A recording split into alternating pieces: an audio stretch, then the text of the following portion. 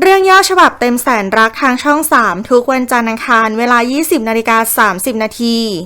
ตอนที่ 1 ครอบครัวตรงพาณิชย์ตระกูลที่มั่งคั่งตระกูลหนึ่งในจังหวัดราชบุรีได้เปิดกิจการใหม่ชื่อว่าโรงแรมเจริญรุ่ง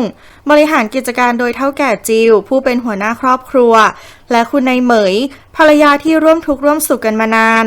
เหมยและจิวมีลูกชายด้วยกัน3คนคือรักระวีและรณกรทั้ง3คนเบื่อการพบปะผู้คนจึงแอบพากันไปขับรถเล่นโดยมีระวีเป็นคนขับแต่ระหว่างทางกลับเกิดอุบัติเหตุเฉี่ยวชนกับรถจักรยานของราณีหลานสาวของป้าพิสมัยคู่อริคนสำคัญของคุณนายเหมยระวีและรณกรต่างก็รักแรกพบกับราณีทันทีท่ามกลางความชื่นมื่นในงานเปิดโรงแรมเฉินชายหนุ่มที่เดินทางมาจากเมืองจีนหอบหิ้วกระเป๋าเสื้อผ้ามาหาเฒ่าแก่จิวเฉินสร้างความช็อกให้กับคุณนายเหมยด้วยการอ้างตัวว่าตนเป็นลูกของเฒ่าแก่จิวในขณะเดียวกันพิสมัยก็ตามมาด่าทอคุณนายเหมยเรื่องที่3ตีไปขับรถเฉี่ยวชนหลานสาวของตนเองถึงโรงแรม3ตียอมขอโทษและรับผิดพิสมัยจึงยกโทษให้แต่ก็ยังไม่วายทะเลาะกับคุณนายเหมยก่อนกลับเมื่อกลับถึงบ้านเฒ่าแก่จิวเล่าเรื่องราวของเฉินให้คุณนายเหมยฟังและยอมรับว่าเฉินคือลูก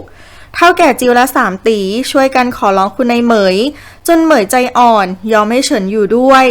วันต่อมา3ตีมาเที่ยวตลาดพร้อมกับจันแรมสาวใช้ที่เหมยให้ตามมาเฝ้า3ตีรักแอบหนีไปเที่ยวส่วนระวีและรณกรก็มาเจอกับราณีที่มาซื้อของที่ตลาดพอดีระวีจึงสานต่อความสัมพันธ์กับราณีระหว่างทางทั้งสองไปมีเรื่องกับพวกขี้เหล้ารณกรจึงไปตามคนมาช่วยทำให้3ตีบาดเจ็บจันแรมจึงรีบมาแจ้งข่าวกับคุณนายเหมยเมื่อกลับถึงบ้านคุณนายเหมยโกรธระวีมากที่ไปช่วยราณีจนพานโกรธรักและรณกรด้วยแต่เฒ่าแก่จิวก็ช่วยพูดจนคุณนายเหมยหายโกรธที่บ้านของพิสมัยโกรธมากที่ทับและชเอมดูแลราณีไม่ดีและกำชับไม่ให้ราณีไปยุ่งกับลูกๆของคุณนายเหมยอีกรณกรชวนรักและระวีไปว่ายน้ำแต่ระวีดันเป็นตะคริวเฉินจึงมาช่วยไว้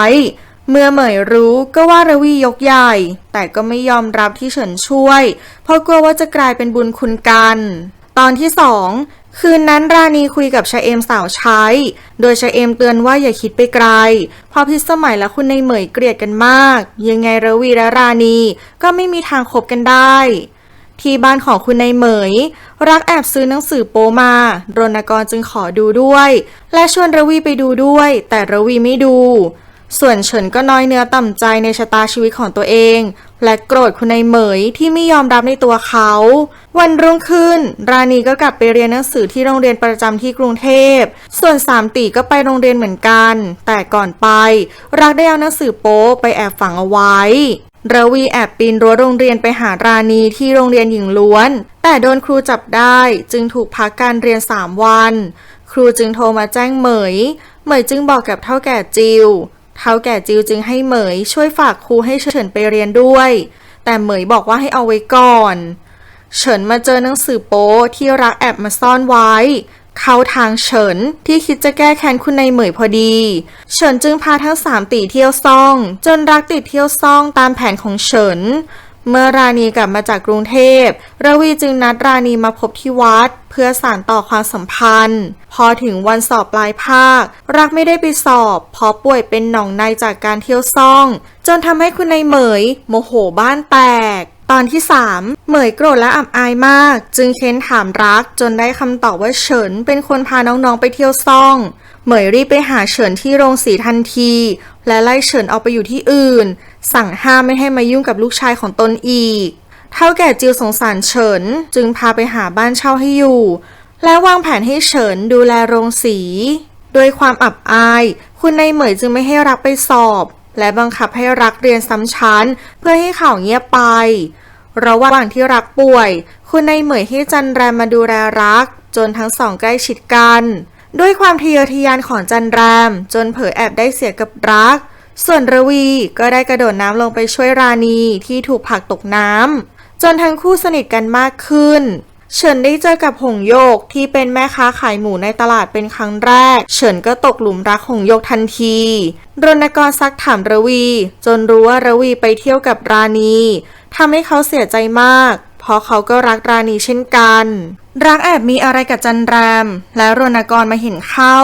รักจึงขู่ว่าห้ามบอกคุณนายเหมยและยืนยันว่าเขาไม่มีทางเอาคนใช้มาเป็นเมียแน่นอน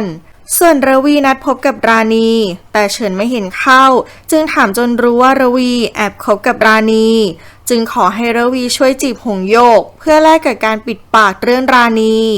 แต่คงไม่ทันการเพราะพิสมัยได้ซ้อนแผนตามสืบโดยที่ราณีและระวีไม่รู้อาเฉินตกลงใจว่าจะไม่เรียนต่อและจะทำงานตามที่เฒ่าแก่จิวเสนอว่าอยากให้เขาค่อยๆศึกษางานในโรงสีเพื่อขึ้นตำแหน่งและเฉินบอกกับเฒ่าแก่ว่าถ้าเขาขึ้นตำแหน่งแล้วจะแต่งงานกับหงโยกเฒ่าแก่จิวก็ตอบตกลงว่าจะไปเป็นเฒ่าแก่สู่ขอให้และตอนนี้ให้ศึกษากันไปก่อนระวีส่งจดหมายมาหาราณีพิสมัยซ้อนแผนจนจับได้ว่าทั้งคู่แอบไปวาดรูปด้วยกันพิสมัยจึงพาราณีกลับบ้านราณีจึงสารภาพทั้งหมดรวมทั้งเรื่องที่ระวีเคยช่วยเธอไว้จากการจมน้ำด้วยตอนที่4ระหว่างที่พิสมัยกำลังดุราณีและห้ามราณียุ่งกับระวีอีกระวีก็เข้ามาและขอคบกับราณีพิสมัยห้ามไม่ให้ทั้งคู่คบกันเพราะราณียังเด็กอยู่และห้ามพบเจอกันอีกระวีตอบตกลงแต่ขอพิสูจน์ความรักที่มีต่อราณีด้วยการเขียนจดหมายมาหาแทนการนัดพบพิสมัยจึงตอบตกลงในพิธียกน้ำชางานแต่งของเฉินและหงโยกทัพพาจันแรมบุกมาชกหน้ารักและเป่าประกาศว่าจันแรมท้องกับรักคุณนายเหมยไม่ยอมรับจันแรมและไล่จันแรมออกจากบ้านพอคิดว่าจันแรมหวังสูงเกินตัวรวมหัวกับทัพมาหลอกครอบครัวตนคุณนายเหมยทุกข์ใจมากกับปัญหาที่ลูกชายก่อขึ้นต่อมาแม่ของจันแรมมาเป่าประกาศที่ตลาดว่ารักทำจันแรมท้องแล้วทิ้ง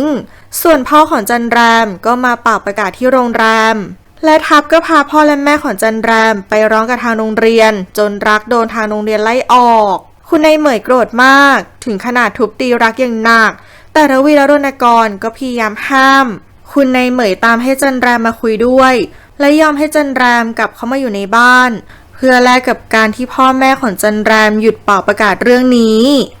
แต่คุณนายเหมยมีข้อแม้ว่าจะให้รักแต่งงานแต่ต้องให้รักเรียนจบก่อนเท่านั้นจันแรมตอบตกลงแต่เธอจะกลับเข้ามาอยู่ในบ้านในฐานะสะใภ้ด้วยความอับอายคุณนายเหมยจึงตัดสินใจส่งลูกชายทั้ง3คนไปเรียนต่อที่เมืองนอกเพื่อชุบตัวให้เป็นเด็กนักเรียนนอกและเมื่อถึงเวลานั้นทุกคนคงลืมเรื่องนี้กันหมดแล้วก่อนที่จะไปเมืองนอกระวีได้ส่งจดหมายไปขอนัดพบกับราณีเป็นครั้งสุดท้ายก่อนไปเมืองนอกระวีมาหาราณีที่ตลาดเพื่อวาดรูปด้วยกันเป็นครั้งสุดท้ายรณกรตามไปจนได้เห็นระวีและราณีอยู่ด้วยกันทำให้เขาเสียใจมากวันต่อมาราณีจึงทำทีมาขี่จักรยานกับเชเอมเพื่อส่งระวีเฉินโกรธมากที่สามตีได้ไปเรียนต่อเมืองนอกแต่ตนต้องมาทำงานงกๆจึงอารมณ์เสียใส่ลูกน้องที่โรงสีระวีแอบมาเฉลยกับราณีทีหลังว่าเขาขอเฒ่าแก่จิวและคุณนายเหมยไปเรียนต่อเมืองนอกช้า1 ปีเพราะอยากเรียนให้จบม.6 ก่อนแล้วค่อยไป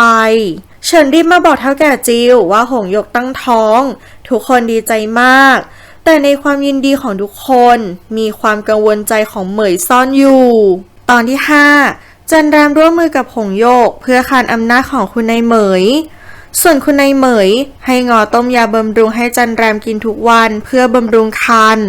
แต่แท้จริงแล้วเป็นยาที่ทำให้แท้งลูกระวีมาหาเฉินที่โรงสีเพื่อมาช่วยงานตามคำสั่งของคุณนายเหมยแต่เฉินกลับบอกให้ระวีไปหาราณีเถอะเดี๋ยวเขาจะช่วยดูให้เองระวีจึงไปหาราณีที่บ้านครูสอนร้องเพลงที่บ้านราณีแม่ของโอภาสจึงให้โอภาสไปส่งราณีที่บ้านครูสอนร้องเพลงพิสมัยจึงให้เชเอมไปเป็นเพื่อนราณีด้วยเมื่อเฒ่าแก่จิวมาที่โรงสีเฉินกลับบอกกับเฒ่าแก่จิวว่าระวีไม่ได้มาช่วยงานที่โรงสีเขาทำงานอยู่คนเดียวและยังพูดเอาดีเข้าตัวว่าไม่ให้เฒ่าแก่จิวบอกคุณนายเหมยเรื่องระวีเมื่อราณีมาถึงบ้านครูสอนร้องเพลงพร้อมกับโอภาสและเชเอมราณีเห็นระวีแล้วแต่ก็ต้องทำเป็นมองไม่เห็นเชเอมจึงลากระวีไปเล่ารายละเอียดว่าราณีไม่ได้เต็มใจมา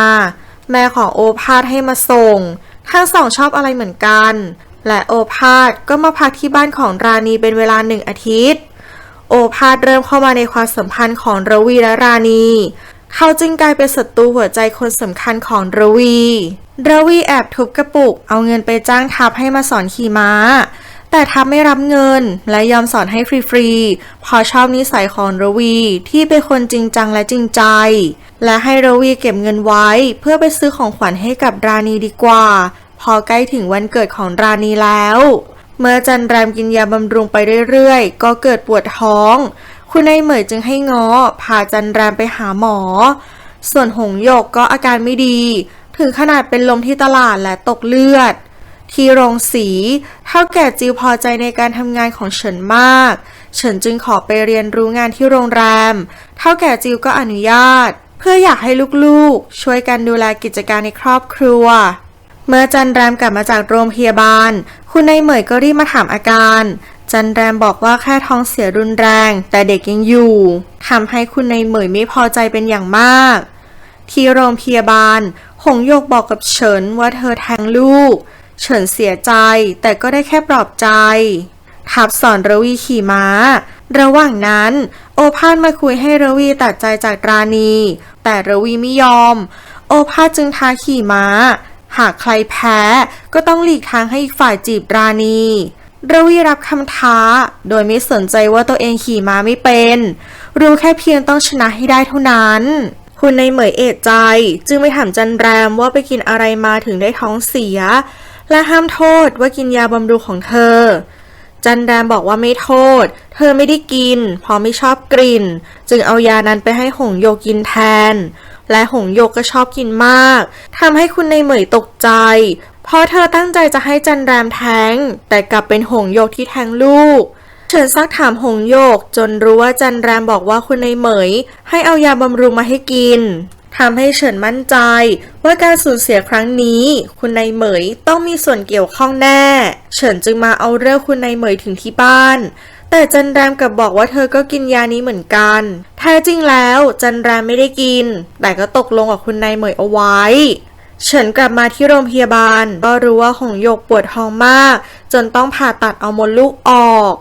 ทำให้ความริษยาของเฉินยิ่งทวีคูณกลายเป็นความแค้นคุณนายเหมยเสียใจมากที่ผิดแผนจึงไปไหว้พระเพื่อขอรับบาปกรรมไว้แต่เพียงผู้เดียวด้วยความโกรธเฉินจึงบอกคุณนายเหมยว่าระวีไม่เคยมาทำงานที่โรงสีแต่กลับไปหาราณีทุกวันในการแข่งขันขี่ม้าที่บ้านราณีระวีเป็นคนชนะโอภาสจึงยอมถอยแต่เบื้องหลังคือทัพไม่ให้ม้าของโอภาสกินอะไรเลยและต้องฝึกซ้อมทำให้ม้าของโอภาสแพ้คุณนายเหมยโกรธที่ระวีโกหกจึงมาที่บ้านของพิสมัย